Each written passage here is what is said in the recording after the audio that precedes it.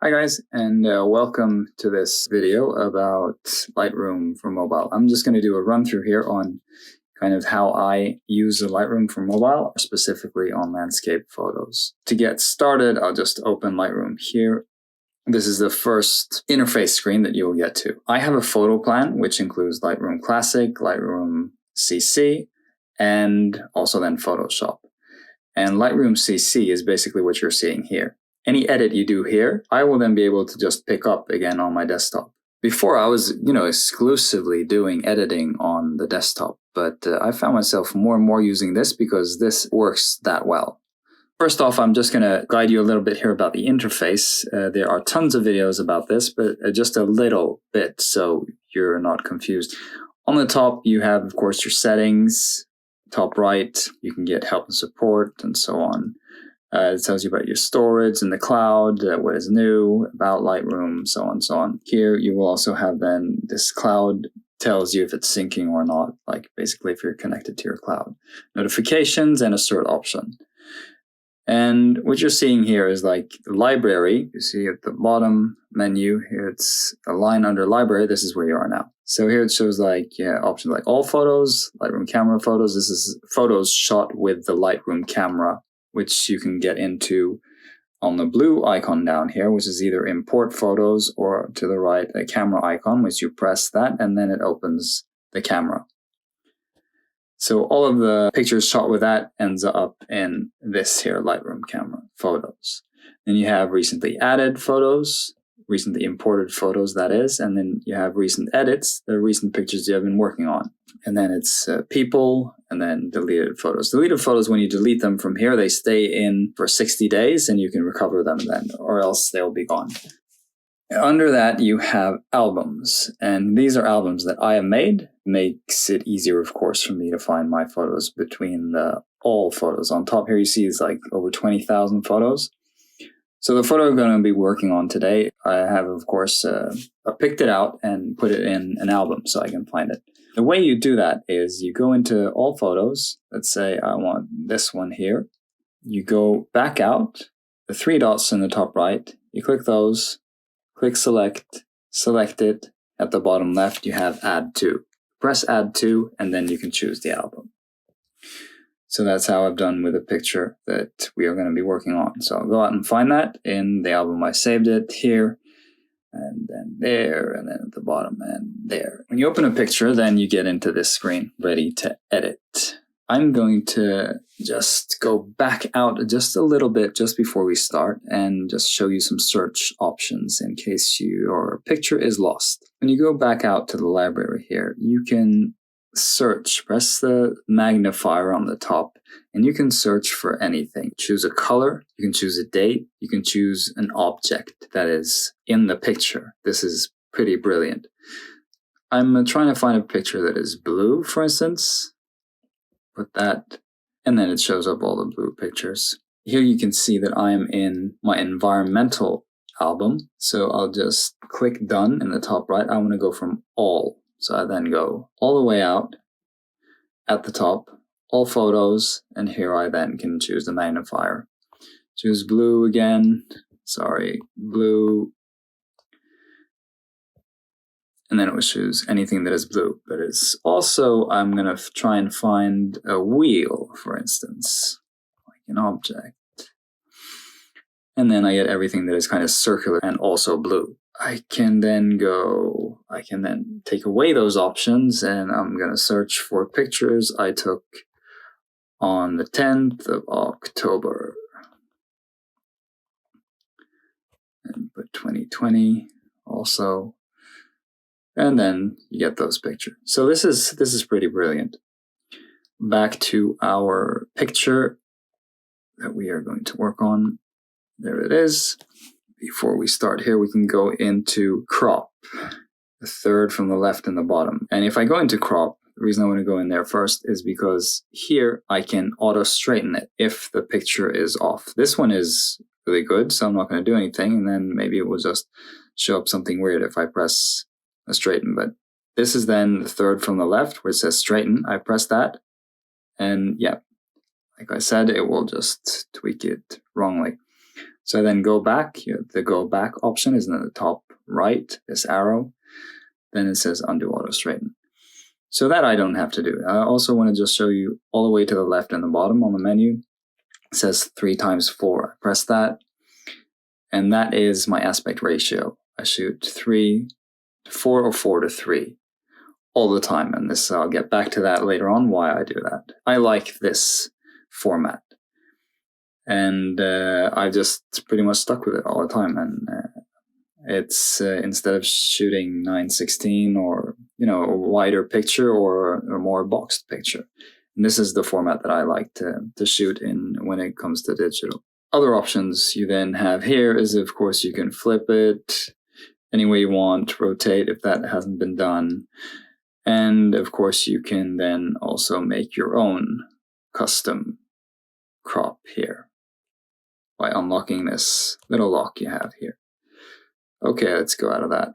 So the first thing I always do is to check this auto option. What this does is it adjusts the levels in your picture. If it's underexposed or overexposed a bit, then it will adjust to that. Press that, and now you see auto turn black. That means I've used the auto adjustment tool. And here, nothing really happened, and that's because it was pretty okay exposed. So, but I'll still leave that on. I still think that looked better than it was. And then we can start to edit this. On nearly every photo I take, I do the sky or the foreground. This is usually what I do. I use a selective edit from the top or the bottom, and then also paint small things that I want to enhance. You have the plus in the top left. You press this, and then you have 3 options. You can either paint what you want to enhance, or you have a circular selection, or you have a gradient selection. And the gradient is what I want to use, all the way to the right. Press that, and when I press it, it shows up like that. Now I can put my gradient. I can then drag from the top or the bottom. So I do like this. I just keep dragging to where I want, and then let go, and then this shows up. So what I can do here is I can then hold on the blue box, and then I can position it. If I want it more on the side, I can do the line on either side of the blue box. I want this pretty much straight. Doing like that, and then you have the line in the bottom. That adjusts the amount of feather. So if I push it all the way up, it turns into basically a line. You see the red here is what is selected. I'm going to feather it like that, and then pull it like this, about there. And then I can choose, go down to the light, bottom left. Here I'll choose exposure, contrast, highlight, and so on. And then I just start adjusting the sliders. And I want to bring this down. I want to bring the clouds out. So I just take it down to where I think it's okay.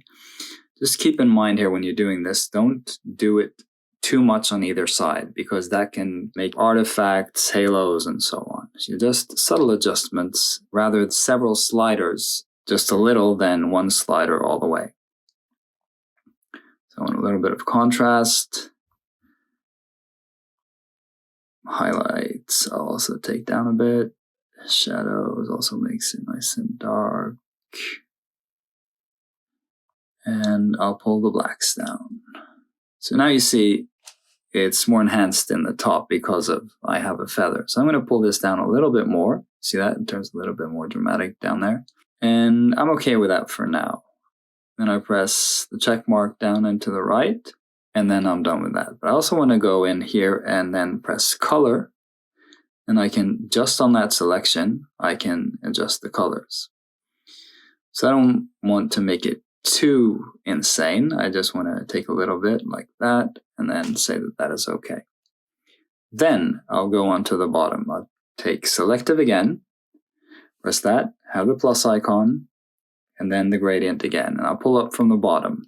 Here I'll do it sideways because I want to enhance these nice sand trails. So then again, press light, exposure. Here I'll make it very light at first. Push it up like that, and then I'll push up the contrast. Then I'll take the shadows, see what happens there. So now it's starting to get the lines that I want, and then the blacks. Down to there. Starting to look good there. So I'll push a little bit more up there. And that I think is okay. And here I want to have the colors a bit more saturated. See, I don't do it much, but just a little bit. Yeah, it looks good. And press the check mark again, and there you have that. So in order to see your selective edits, you press just selective, and then you have two boxes showing up. This is where you have done your edits. And if you want to see where they are or what they do, you press on the box once, and again, and then the red will show up. I want to do another edit here. So I want to take the plus sign, and I want to take a radial selective edit. And I then, so you can adjust it however you want. I'm going to make this long because I want to then enhance the water reflection. This is what I'm going to be doing now. Turn this around, make it a little bit bigger, and do it bigger like that. And on the top left here, you see you have some options. And what I want to do is I want to really feather this out. And this is the circle in the middle. I press and hold that, and then feather shows up. I then can swipe my finger upwards to 100%. That's what I want to do. And then I start moving and positioning this. Do it like that. This is probably okay. And then I can then adjust the light and so on as I want.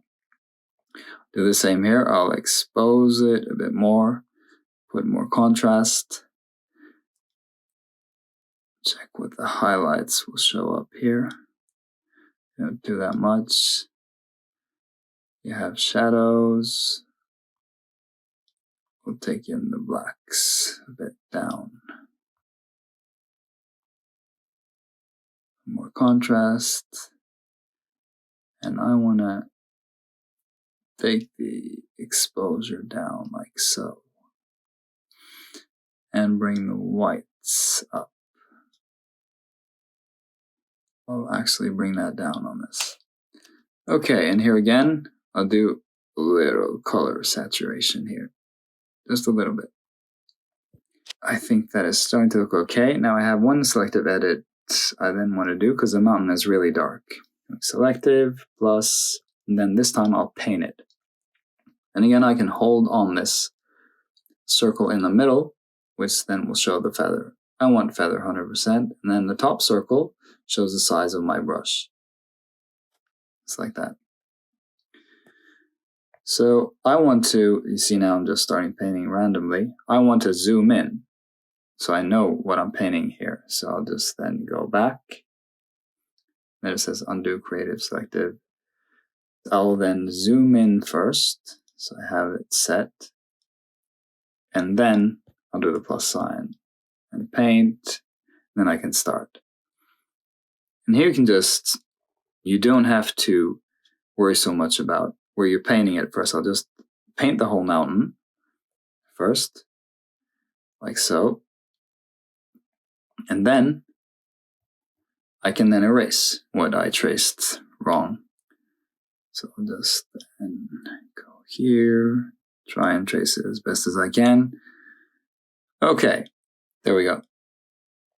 Take a little bit more there. I can then go light, and I can go exposure. The same here, exposure, contrast up a bit, shadows down, blacks a bit down, and then I'll do the exposure a little bit more. Okay. Color I don't want to correct on this. I'll just do like that. And now we can get to see just what we've done for now. You can, anytime you can press and hold on your picture. That was a before. This is where we're at now. So that's a pretty good improvement, I would say. So, and then at any time, you can go in, adjust your selections. This is this one, you see what is selected. And then go in on the light, you're not that happy, you can bring it down even further. Here this is really saturated. I would take saturation a bit away and maybe go into the tints. Give it a more dramatic look that way, like this. So that's basically it. That's how I do this. And before I then want to export this, sharpen it up a bit. And on the bottom here, you see you have detail. So now I don't have any selective edits selected. So now I'm doing the whole picture. And that's what I want. So press detail, and you can then zoom in. Zoom in and see how much detail you're putting in. This looks pretty okay, but it's a little bit blurry. So I'll take the sharpening tool and I'll bring that up. See, that really helps. And I don't go over 40. I keep it under there or else it turns a little bit crazy and you get out some artifacts and so on. So under 40 at least. So I'll take 35. The radius here, I've just been told through YouTube videos and so on that do not take that over 1.5 because then the same thing will happen. Same with the detail at about 25. And to show you here then the genius thing with the sharpening tool is the masking in the bottom. You start to pull that slider, you don't see that much happening really. But if I'll take it down again, then I'll hold with another finger on the screen, then I move it. Now you see. Now you see what you're actually sharpening. Everything that is white is what you're sharpening. And that is a really nice feature. So I'll leave it like this, so it's basically the traces of everything plus a little more. And then I can zoom out. Now you see it's a lot clearer. This is really nice now. And to export this out, press the square in the top, it's like upload button. Press that, going into export as in the bottom. And you see here, file type, JPEG, dimension custom, and image quality 100%. Do the custom, and I know that 2880 pixels on the long side, that will give me a horizontal side of 2160. More options at the bottom here, and just fill out the rest. You want your output sharpening to be screen. I just use the standard amount, and color space as RGB. Back again, top right, you click the check mark, and then it renders.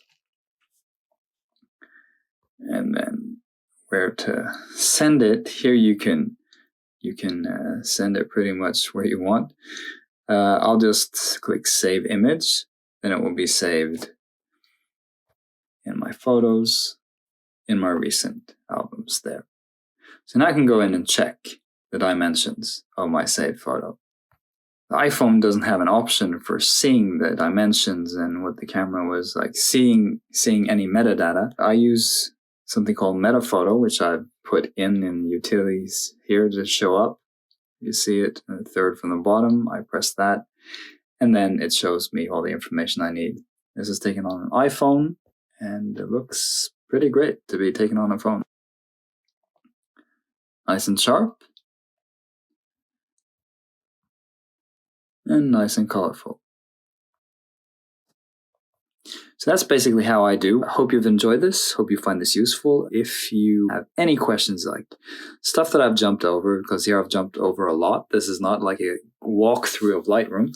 This is more just, how I use it. So any questions, what I use, or in general, anything, I'll of course try and answer them. So until next time, thank you so much for watching.